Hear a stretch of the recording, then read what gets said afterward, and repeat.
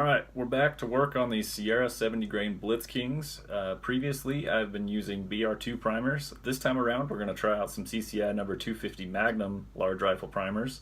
We're going to go ahead and use Varget powder. We're going to do a charge of 42 grains and 42.5 grains. This is above the listed Sierra data, so work your way up, do your own testing. If your gun blows up, it's not on me. Especially with the Magnum primers, that should spike the pressure a little bit. I have bumped to Magnum primers from BR2 primers before, and I didn't see a pressure difference, so I'm not expecting to see one this time around because this load doesn't seem that hot as it is. We're going to go with 4 shots at 42 grains, 4 shots at 42.5 grains, and then we're going to basically mimic everything else off of the previous rounds and see if there makes a difference shooting paper at 100 yards. Here's a look at something I've been doing to help keep myself organized. I've been making lists of the different load components and different specs on each load that I've been making. So we're going to jump to 70 grain Sierra Blitzking. Every individual time I go out and shoot, I write down everything that I've done.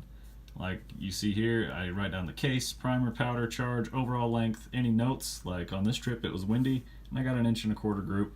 And then on the very far right, that's the number of shots in each group. So we're going for 4-shot groups with these, and hopefully the next 2 in line will look a lot better than all the previous groups. A look at case fill with 42 grains on the left. Here's a look at the completed rounds. Like you can see, I always write on my cases just to be obvious what charge is inside them. Now shooting these 70 grain Sierra bullets, I've loaded them up with 2 different types of powder. Hodgdon Varget, Hodgdon H322. Let's take a quick look at the powder differences. The grains of Varget are a little bit longer and they're a little bit wider around. They're just a bigger grain. H322 is a little finer. It's easily noticeable in real life. You can definitely tell the one on the right is just a finer powder. It doesn't give you the case fill like the Varget does. H322 is pretty low when you look down in these cases. And you can see a lot of the case in there.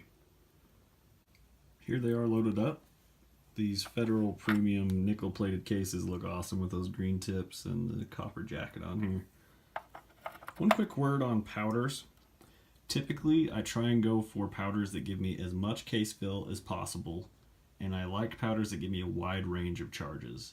H322 in this particular bullet and case it gives me neither of those. It's very low case fill and it doesn't give me a wide range to try.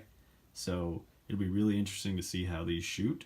I did load up some 223 and 75 grain bullets, so be sure to check out that video when it comes around. And it's kind of interesting to see. I'm excited to see what these results are and how they compare to the Varget loads. Alright, bullets have been shot. Why do I still have 4 sitting here? I had my chronograph set up and it gave me some alarming numbers at the time. I wanted to make sure that the readings I was getting were accurate and within safe levels. These things were moving out of that barrel. So the 42.5 grains of Varget I did not shoot. I will shoot them in a future trip. And they were coming out real hot.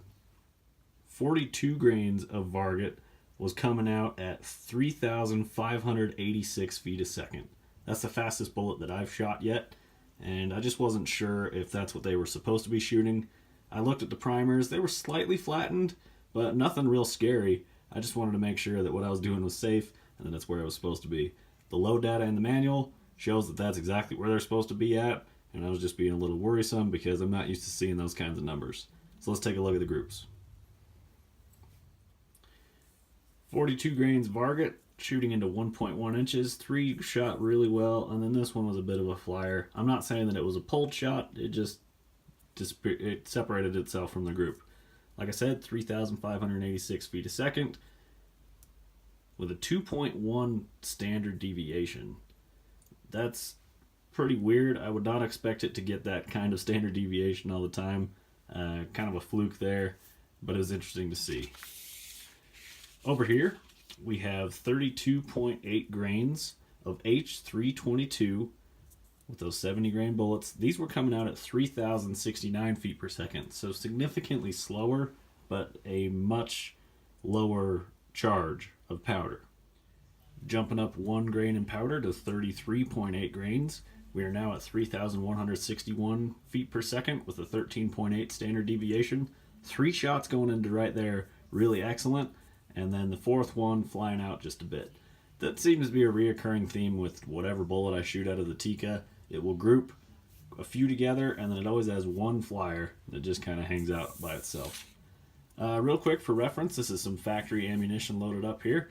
4-shot group with Tikka Fusion ammo, which is the Federal Fusion 95 grain bullet, and that's coming out at 2,947 feet per second, 18.9 standard deviation, shooting 4 shots into 0.7 inches. That stuff continues to shoot great for me, and for my gun, I really enjoy it. It's where I was getting most of my brass from. And the last group of the day with 34.8 grains of H322, shooting into 0.95 inches. That group looks pretty good. I'd say this is going to be the flyer. These 3 grouped really well. I think we need to shoot a few more with 34.8 H322, possibly a minor increase in powder charge. I didn't see any pressure signs at the end of the other one.